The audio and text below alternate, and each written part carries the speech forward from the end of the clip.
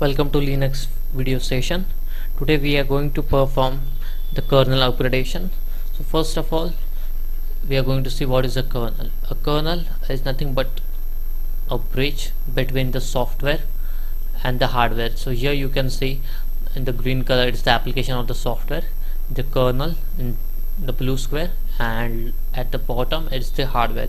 So the kernel's main task is to manage the computer's resources and allow other programs to utilize those resources efficiently. And the kernel that we are talking about, we are going to see, is the Linux kernel whose name is vmlinux. So in order to check those details, if you want to see the current version of your kernel, execute the command uname -r. So -r will display you the current version of your kernel. In order to see the kernel, just go in the configuration file etc grub.conf. So here you can see the kernel, the default kernel is specified. So now in order to perform the kernel upgradation, we are going to see the scenario which is given. A new version of Linux kernel is available. As a system admin, you have been given a task to upgrade your existing kernel to a newer one.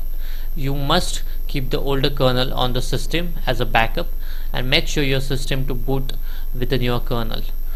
And the newer kernel is available at ftp:/server1.example.com/pub/updates. So the one which you are seeing over here right now is the older kernel, and in the scenario it's been clearly mentioned to upgrade it to the newer one and also to keep this kernel available, this older kernel available as a backup. So first of all, we are going to first we are going to download the kernel packages using the wget command, followed by the server location where the packages are located. I'll just copy those entries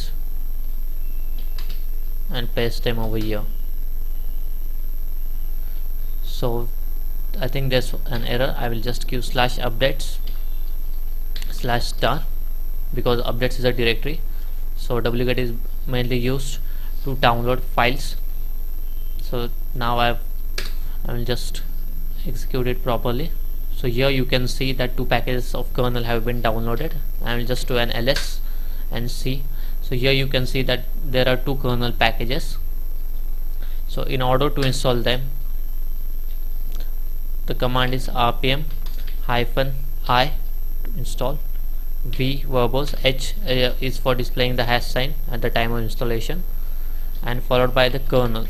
So one of this is my older kernel and the other one is a newer one. So I will just give a star, and now the kernel installation has started. So it has taken the newer file, that's kernel-debug-devel, okay, and also the older one.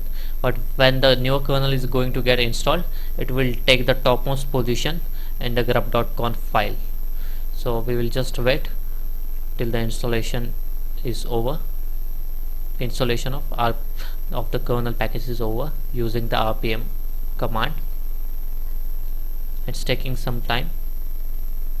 So once the newer kernel is installed in the grub.conf, I will show you where it's located at the topmost position. Okay, so now your installation is finished. Just go in the etc grub.conf file, and here now you are able to see 2 kernels.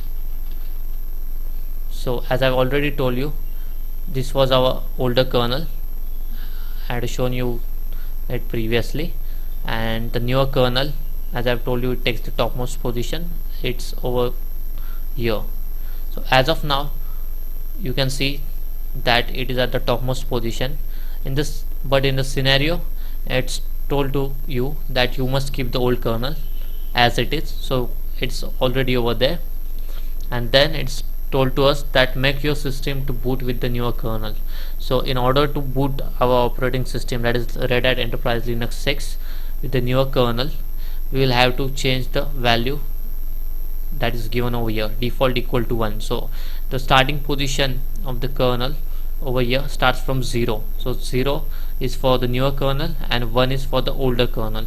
So here you can see in default the value specified is 1. So in case if I restart my system, then the system will boot in the older kernel. But whereas our scenario says that you need to boot your system with the newer kernel. So in order to boot this kernel, I am going to just go in the default and specify the value equal to 0 and save the file. Now I am going to just restart my system. So here you can see that my system is getting restarted, sorry. So all the services are getting shut down.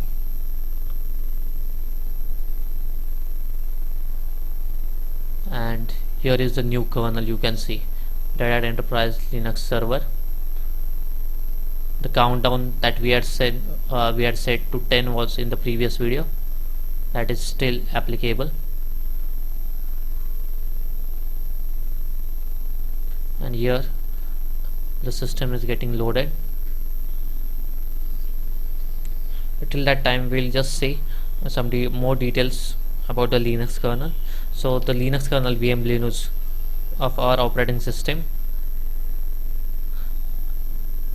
is currently 2.6.32.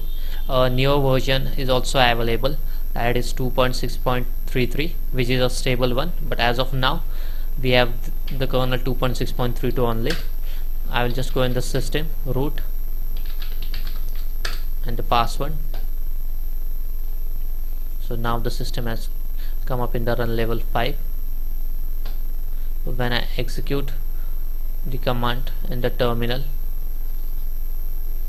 uname -r, as we have already seen it before, which displays you the kernel version, I will just press enter. Here you are able to see the version of the latest kernel that has booted. Previously it was just 2.6.32-71.el.6.x86_64, whereas this was the newer one. So we have successfully performed our scenario. Thank you.